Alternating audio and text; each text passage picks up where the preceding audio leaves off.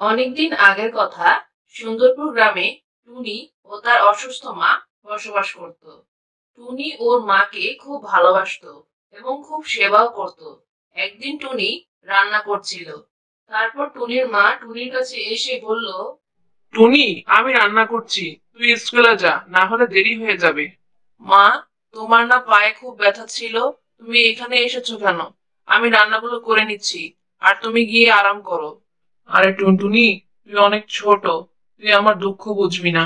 তুই যা, তুই স্কুলে চলে যা, আমি এগুলো করে নিচ্ছি। তোর এসব চিন্তা করা লাগবে না। না মা, আমি তোমাকে এই অবস্থায় রেখে যেতে পারবো না। আরে মা, তুই এরকম জেদ করিস না। না মা, আমি যেতে পারবো না। আমি চলে যাওয়ার পরে তোমার যদি কিছু প্রয়োজন হয় তখন কে দিবে তোমাকে? ওরে আমার ছোট রানী, তুই আমার জন্য চিন্তা করিস না। আমি অতটাও অসুস্থ নয় যে নিজের কাজটা করে নিতে পারবো না। তুই স্কুলে যা, আমার চিন্তা করিস না। হ্যাঁ মা, আমি স্কুলে যাব, তবে একটা শর্তে। আমি তোমার বান্ধবী মনি আন্টিকে রেখে যাব তোমার দেখাশোনা করার জন্য। ঠিক আছে, তুই তোর মুন্নি আন্টিকে বলে দিয়ে যাস। তারপর টনি স্কুলে চলে গেল, কিন্তু তার ক্লাসে মন বসছিল না। বারবার তার মায়ের কথা মনে পড়ছিল। তারপর হঠাৎ করে ডক্টর তোতার কথা মনে পড়ে গেল। টুনি, তোমার মা কিন্তু দুবার হার্ট অ্যাটাক হয়েছে। যদি আরেকবার হার্ট অ্যাটাক হয়ে যায় তাহলে তোমার মাকে বাঁচানো সম্ভব না। তুমি তোমার মার যথেষ্ট খেয়াল রেখো। ঠিক আছে ডাক্তার আঙ্কেল, আমি আমার মার যথেষ্ট খেয়াল রাখবো এবং খুশি রাখার চেষ্টা করব। হ্যাঁ টুনি, এই একটাই সমাধান। তুমি যদি তোমার মাকে খুশি রাখো তাহলে তোমার মা খুব তাড়াতাড়ি সুস্থ হয়ে যাবে। এই নাও ঔষধগুলো, তাড়াতাড়ি তোমার মাকে ওষুধগুলো দিয়ে আসো। হ্যাঁ আঙ্কেল, আমি আমার মাকে যথেষ্ট খেয়াল রাখার চেষ্টা করব। টুনির বান্ধবী টিয়া টুনিকে ধাক্কাতে শুরু করলো। কি হয়েছে টুনি? এই টুনি। হ্যাঁ হ্যাঁ, কি হয়েছে বল। কি রে টুনি, তুই ক্লাসে কি চিন্তা করতেছিলি? টিচার তোকে কতবার ডাকছিল। আরে তোকে কি বলবো, আমি অনেক চিন্তিত আছি। টুনি তার বান্ধবী টিয়াকে সব খুলে বলল। তারপর টিয়া টুনিকে সাহস দিয়ে বলল, আরে টুনি, তুই যদি এত সহজেই ভেঙে পড়িস তাহলে তুই তোর মার কিভাবে খেয়াল রাখবি? তুই ঠিকই বলেছিস টিয়া, কিন্তু আমি কি করব বল।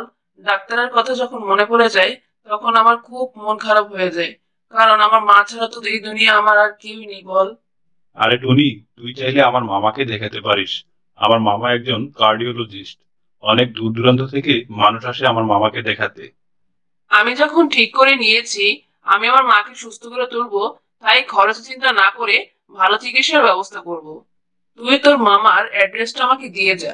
দোস্ত টুনি, এখন তো আমার মামার অ্যাড্রেস আমার কাছে নেই। বাসায় গিয়ে তোকে আমি হোয়াটসঅ্যাপ করে দিব। স্কুল ছুটি হয়ে যায়। তারপর টুনি বাসায় চলে যায়। বাসায় যাওয়ার পর টুনির সাথে মুন্নি আন্টির দেখা হয়। ভালোই হয়েছে তুই এসেছিস। কেন, কি হয়েছে আন্টি? মা কি বেশি অসুস্থ হয়ে পড়েছে? না টুনি, তোর মা ঠিক নেই। তুই স্কুলে যাওয়ার পর তোর মা বারবার বমি করছিল। আমি যখন ডাক্তারের কাছে নিয়ে যাওয়ার কথা বললাম তখন সে মানা করে দিল। এখন তুই তোর মাকে বোঝা। টুনি তাড়াতাড়ি করে ঘরে গেল। যে দেখলো ওর মা খুবই অসুস্থ। ওর মার এই অবস্থা দেখে ও খুব ভয় পেয়ে গেল। মা, তোমার কি হয়েছে মা? তুমি এমন কেন করছো? তুমি কেন কারো কথা শোনো না? তুমি কেন মুন্নি আন্টির সাথে ডাক্তারের কাছে গেলে না? মা টুনি, তুই শুধু শুধু চিন্তা করছিস। আমি একদম ঠিক আছি। আমি শুধু একটু বমি করেছি, আর কিছুই না। শুধু একটু বমি না মা, তুমি অনেক দুর্বল হয়ে গেছো। আমি আর তোমার একটা কথাও শুনবো না। তুমি এখনই আমার সাথে ডাক্তারের কাছে যাবে। টুনি ওর মাকে উঠাতে যাচ্ছিল, কিন্তু ওর মাকে ও সহজে উঠাতে পারছিল না। আচ্ছা ঠিক আছে, আমি ডাক্তার আঙ্কেলকে নিয়ে আসছি। মনি আন্টি, আপনি আমার মাকে দেখে রাখবেন। ঠিক আছে টুনি। টুনি তাড়াতাড়ি করে ডাক্তার আঙ্কেলের কাছে চলে যায়। ডাক্তার আঙ্কেল, আপনি আমার সাথে তাড়াতাড়ি চলুন। কি হয়েছে টুনি, তুমি এরকম ভয় পেয়ে আছো কেন? ডাক্তার আঙ্কেল, আমার মা খুব অসুস্থ, আমার সাথে তাড়াতাড়ি চলুন। চলো মা। ডাক্তার তোতা ও টুনি উড়ে আসলো টুনির মার কাছে। তারপর ডাক্তার তোতা টুনির মাকে দেখে টুনিকে বলল, মা টুনি, তোমার মার একটা কিডনি নষ্ট হয়ে গিয়েছে। তিনি আর বেশি দিন বাঁচতে পারবেন না। ডাক্তার আঙ্কেল, আপনি এগুলো কি বলছেন? আপনি বলুন, এগুলো সব মিথ্যে। যদি এটা মিথ্যে হতো তাহলে এর থেকে ভালো খবর আর কিছুই হতো না মা। কোনো একটা উপায় বলুন, চিকিৎসা বিজ্ঞানে কি এর কোনো সমাধান নেই? একটু উপায় আছে। তোমার মাকে যদি কেউ কিডনি দেয় তাহলে তোমার মাকে বাঁচানো সম্ভব। ডাক্তার আঙ্কেল, আমার মাকে সুস্থ করার জন্য দরকার হয় আমি আমার নিজের কিডনি দিব, তারপর আমার মাকে আমি সুস্থ দেখতে চাই। টুনি, তোর মা অনেক ভাগ্যবতী যে তোর মতো একটা মেয়ে পেয়েছে। আল্লাহ তাআলা তোর দোয়া অবশ্যই কবুল করবে।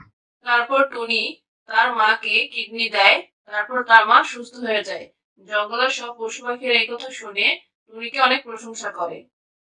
তারপর টুনি ও টুনির মা টিয়ার মামার কাছে গেল।